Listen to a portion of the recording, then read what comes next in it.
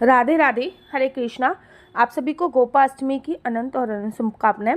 हिंदू पंचांग के अनुसार कार्तिक शुक्ल अष्टमी तिथि को गोपाष्टमी बनाई जाती है। आप लोगों को पता है इस बार अष्टमी तिथि का जो प्रारंभ हो रहा है वो 29 अक्टूबर से सुबह 9:23 से हो रहा है, जबकि इस तिथि का जो विश्राम होगा वो 30 अक्टूबर को सुबह सुबह 10:06 पे होगा। पंचांग के अनुसार इस साल जो गोपाष्टमी है वो 2 दिन बनाई जा रही है, 29 तारीख को और 30 तारीख को बनाई जा रही है।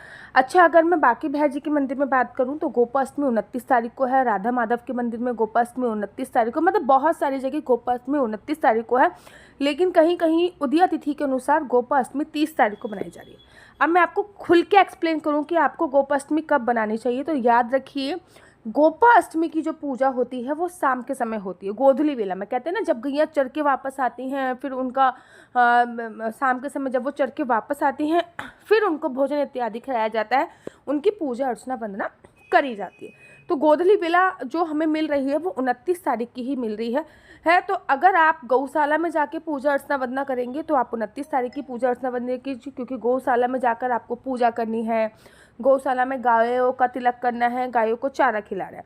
लेकिन अगर आपको घर पे पूजा अर्चना वंदना करनी है तो आप 30 तारीख को पूजा अर्चना वंदना कर सकते हैं।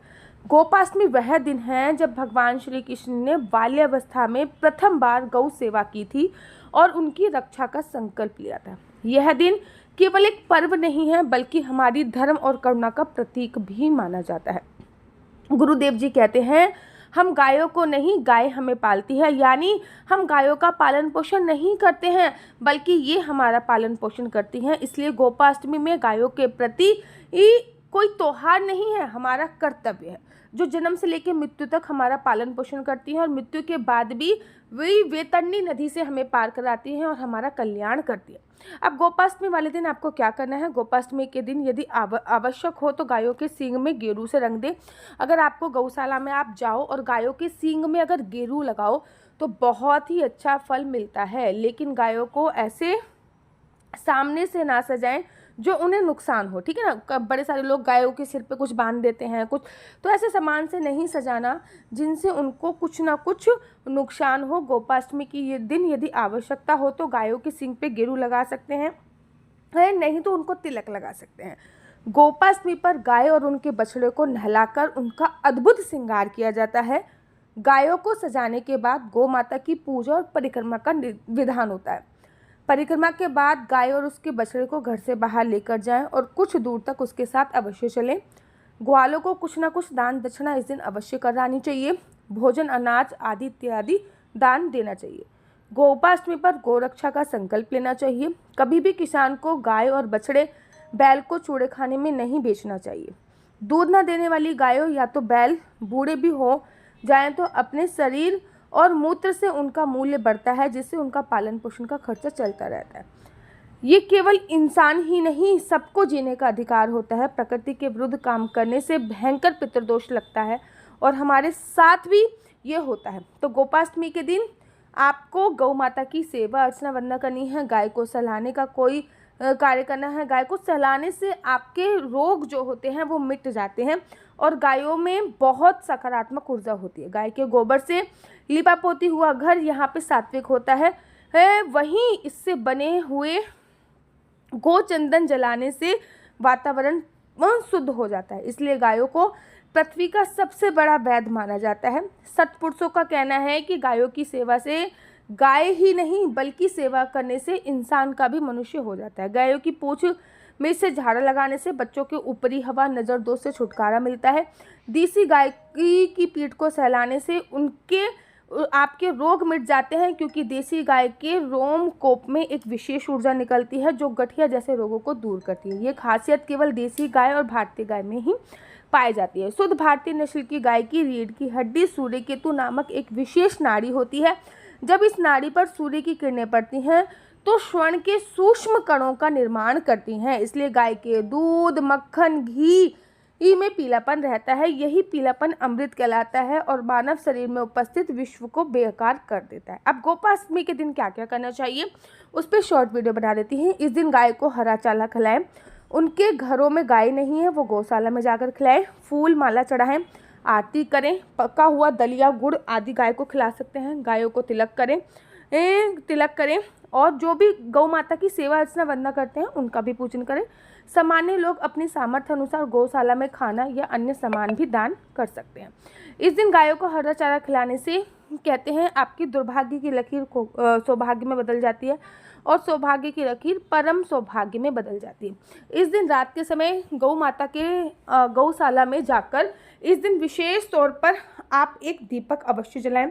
गौ माता को हार अगर पुष्प समर्पित कर सकते हैं तो समर्पित करें।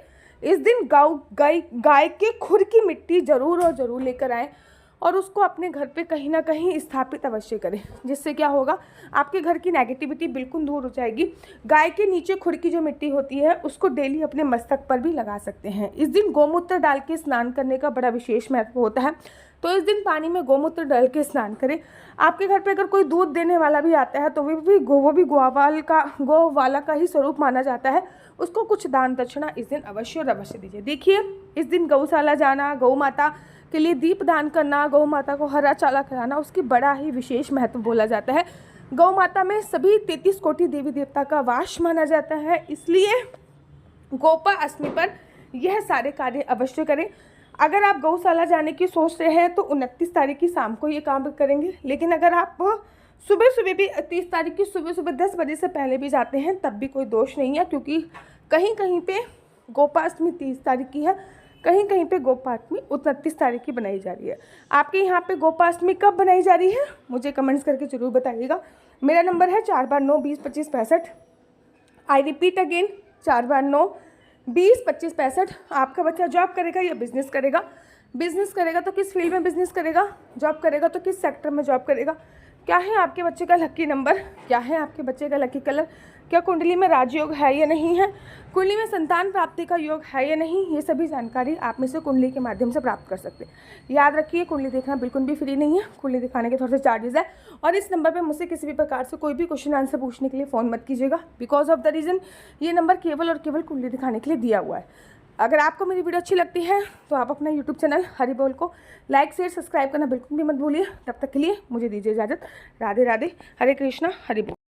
राधे राधे, हरे कृष्णा। तो आप लोगों के लिए ये एकादशी स्पेशल पैकेज आ चुका है और इस एकादशी स्पेशल पैकेज का आप लोगों को लाभ उठाना है। बहुत ही सस्ता पैकेज है और इस एकादशी पैकेज में आपको क्या क्या मिल रहा है। सबसे पहले आपको ये एकादशी की पुस्तक मिल रही है। ये देखिए, ये है एकादशी की पुस्तक जो आपको मिल रही है। एकादशी की पुस्तक, इसमें सारी एकादशी की कथाएं लिखी हुई हैं। इसी के साथ साथ आपको ये जप माला मिल रही है। याद रखिए, ये जप माला है राधा राधा राधा राधा राधा। तो ये आपको एक जप माला मिल रही है। गले में पहनने वाली डबल राउंड की तुलसी माला मिल रही है, 2 राउंड की तुलसी माला मिल रही है। इसी के साथ साथ आपको लड्डू गोपाल के लिए एक तुलसी माला मिल रही है, लड्डू गोपाल के लिए एक वैजंती माला मिल रही है, लड्डू गोपाल के लिए एक चंदन माला मिल रही है।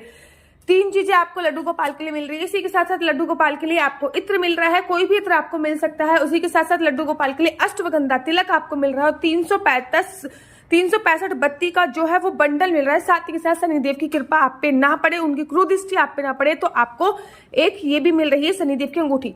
ये सारा का सारा पैकेज है वो 680 रुपए का है, कोई भी डिलीवरी चार्ज नहीं। 680 रुपए में आपको कितने आइटम मिल रहे हैं? 1 2 3 4 5 6 7 8 9 10 आइटम मात्र 680 रुपए में मिल रहा है। अगर मैं एक एक आइटम की बात करूं तो बड़ा महंगा पड़ता है। आप लोगों को पता है, ये जो जप माला है इसका ही प्राइस 344 रुपए है। गले में पहनने वाली जो माला है इसका प्राइस 150 रुपए, 500 रुपए का तो ये दोनों ही हो जाता है। आपको सोचिए 680 रुपए और फ्री डिलीवरी चार्ज के साथ इतना सारा आइटम मिल रहा है। 100 रुपए का तो आपका इत्र ही पड़ जाता है, 60 रुपए की आपकी ये माला पड़ जाती है, तो बहुत ही महंगा। अगर एक एक करके खरीदते हो तो बहुत ही महंगा पड़ता है। 680 रुपए विद फ्री डिलीवरी चार्ज के साथ इस 10 आइटम को बुक कर लीजिए और एकादशी की बहुत बहुत शुभकामनाएं।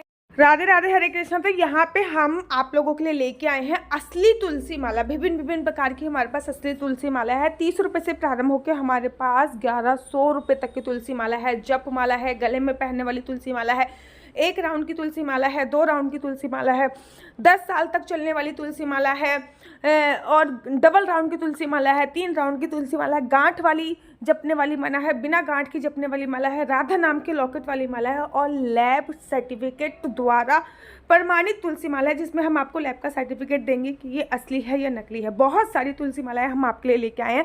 न केवल हम आपके लिए तुलसी माला का कलेक्शन लेके आए हैं, अपितु लड्डू गोपाल की असली तुलसी माला जिसपे राधा नाम का लॉकेट है, लड्डू गोपाल के लिए वैजंती माला, लड्डू गोपाल के लिए चंदन माला भी हम लोगों के लिए लेके आए हैं। और लड्डू गोपाल की तीनों माला का सेट है, तुलसी माला, चंदन माला और वैजंती माला का सेट भी लेके आए हैं। साथ ही के साथ हम आपके लिए रुद्राक्ष के असली ब्रेसलेट, पानी में डालने वाला रुद्राक्ष, एक मुखी रुद्राक्ष से लेकर 14 मुखी रुद्राक्ष तक हमारे पास सारे लैब टेस्टेड रुद्राक्ष अवेलेबल हैं। आप हमसे ओरिजिनल रुद्राक्ष मंगा सकते हैं। ना केवल हमारे पास रुद्राक्ष अवेलेबल है, अपितु हमारे पास कानों में पहनने वाले राधा नाम के असली तुलसी के इयरिंग्स भी उपलब्ध हैं, जो कि अलग अलग डिजाइन, अलग अलग तरीके से आप लोगों को प्राप्त हो जाएंगे। ये राधा नाम के असली तुलसी के कानों के इयरिंग्स हैं और इसमें बहुत सारी वैरायटी हमारे पास उपलब्ध है।